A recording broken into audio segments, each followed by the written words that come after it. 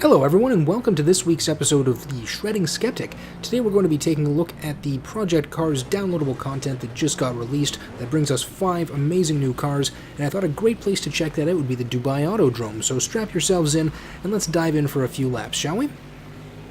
In our last episode I did allude to a new guest host that's going to be joining us, and I finally managed to get him over here from across the pond, so why don't you say hello to the audience and tell us a little bit about yourself.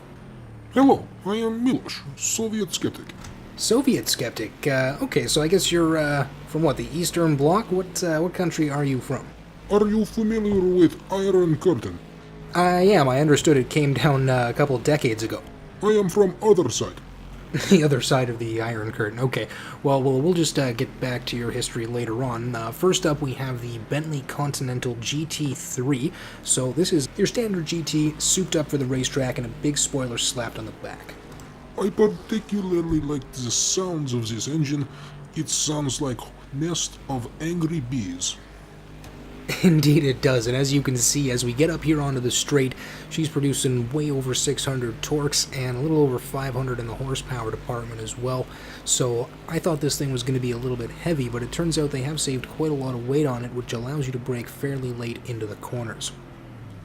And speaking of braking late into the corners, it looks like our other host, the Scottish Skeptic, has decided to roll himself over here and join us today. Hoi, you! What you doing? Hey! What you doing starting without me? Can you get a race around here? Excellent. Well, I'm glad you decided to join us. You're just in time to check out the GT3 from the Bentley, and later on we're going to be taking a look at some extra cars. Who are you? Who's this you got here? Oh, right, I haven't introduced you to. This is Miloš, the Soviet Skeptic. Hello, I am Miloš. That's what he said, you interloping bastard. Come on now, Scotty, try to play nice. He's trying to give us an additional perspective. Aye, and as I explained to you last time, I am an additional perspective, and I didn't need no interloping Soviets imposing on my freedom. I do not mean to impose on anyone. I simply enjoy a sense of unity with comrades on the racetrack, yeah? See, he means you no harm at all, so let's try to focus on the cars and take a look at what we have coming up next. Here we have the BMW V12 LMR. This was actually built between BMW and the Williams F1 team, and this thing does belt pretty quick. The BMW S70 V12 engine is naturally aspirated and pumps out in and around the 600 horsepower mark, but the lightness and the aerodynamics make this thing a particularly unique piece of engineering to take behind the wheel. Aye, perhaps your new friend would like to give us his thoughts on a BMW. I do not like it. It lacks symmetry. The BMW LMR exploits loophole in F1 rules that allows for only cage behind driver to allow better aerodynamics over passenger driver's side. It is true, the seating arrangement is a little bit unusual, and like most of these Le Mans cars, they can be quite tricky to handle. You know what I'm having some difficulty handling is why we brought a Soviet on board. I just didn't understand the point. Perhaps my usefulness will become clear to you in time, my friend. Exactly, just try to be patient with him, Scotty. The idea here is I want to get a different perspective that maybe offsets your hot-headedness. What you having about my hot-headedness? I didn't care what you're doing. See, this is what I mean. You just fly off the handle. It's simple as Gentlemen, if I may. Please, by all means. What is most important to me on the racetrack is a sense of unity with my comrade drivers. Aye, you've made that perfectly clear, comrade. But what I think is the most important is setting the best possible lap times, despite who may decide to get in my way. Well, I guess you guys are just going to have to agree to disagree on this one, but I am glad I have a couple of different perspectives, one that can encourage me to be a little bit more aggressive, and another that will encourage me to perhaps be a little bit more courteous. Well, you seem to be doing just fine so far defending your lines. It seems like you're maintaining a good distance from the driver behind you.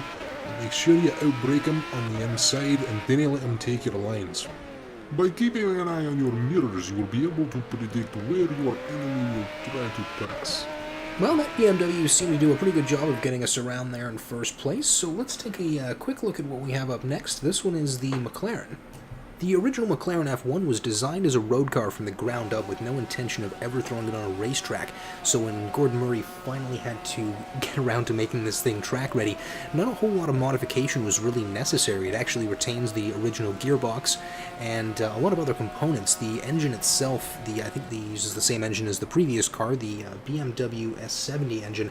It actually had to be air restricted down to about 600 horsepower, so this car actually produces less horsepower than the road car, but because of the downforce modifications to the aerodynamics and the cooling ducts that have been added, along with the massively reduced weight, this car is considerably more nimble than its road counterpart. Aye, this car was known for winning the 1995 24 Hours of Le Mans, and had allegedly reached a top speed of 381 kilometers per hour. This is also an exceptionally rare car, comrades. Only about 28 of these have ever been produced, and they are the ultimate version of the McLaren F1 due to the lightened weight. It is indeed a beautiful machine, and I'm glad we have such an interesting track to try it on here today out at the Dubai Autodrome. Indeed, I am a big fan of the Middle East. Aye, I bet you are, you bloody Soviet. What means this? Oh, don't act like you don't know what I'm on about. You Soviets have had your eyes on the Middle East since you disastrously tried to invade it last time. Come on now, Scotty, I know you're just trying to stir up a little bit of controversy here. Maybe we could just try to stay focused on the race. Fine, but I didn't trust this bastard, and neither should you. Like I said, we're just here to do a quick review on project cars and some of the cars that came in this downloadable content pack, so maybe we could just try to stay focused on that. I agree, we are all on the same side, comrades. Nobody asked you, Boris. Easy. Why is always Boris with you people? I am Milosh, Soviet Skeptic. Scotty, why don't you try to do something productive, like maybe give us your thoughts on this McLaren F1 GTR? Despite it not being built as a pure racing machine, this thing required reasonably little modification to turn it into a pure racing demon on the track. The added aerodynamic modifications will keep your ass stuck on the ground like a bottle of whiskey. That's quite a visceral description of downforce, but anyway, next up we have another Bentley. This is the Bentley Le Mans car, so this one is a totally different beast than that GT3 we were taking a look at earlier. Aye, you gotta take it easy with your throttle delivery off the line with these things or they're gonna spin you right out. If you're able to get up your gears fast enough, you can outbrake them and take them through the inside line and obtain that pole position for yourself. Nicely done, comrade, no collisions. Indeed, no collisions so far. If you take a look up on the top screen there, you can see as I'm engine braking through the corners, you can actually see the horsepower and the torque actually dropping into the negatives to give you guys an idea of how much engine braking I'm getting through those back wheels. With over 700 torque being thrown into the back wheels on this particular car, I thought it was important to make sure to take it easy on that throttle on the way out of these corners. That is correct, comrade. Too much gas and you simply turn your tires into smoke. Speaking of going out into smoke, you know we're right into the summertime now. Indeed we are, and spending some time out on the track is a great way to spend your summertime. But if you can't afford it, the simulator seems to be a decent enough alternative. But with the transiency of the summertime in mind, we got a new track for you guys today. This one is called Summer Drift. So Scotty, why don't you lead us in with that one? Oh, so I see you still got use for me, do you? Anyway, so thanks for tuning into this episode of The Shredding Skeptic, and I hope to see you guys in the comments and on next week's episode. Thanks again.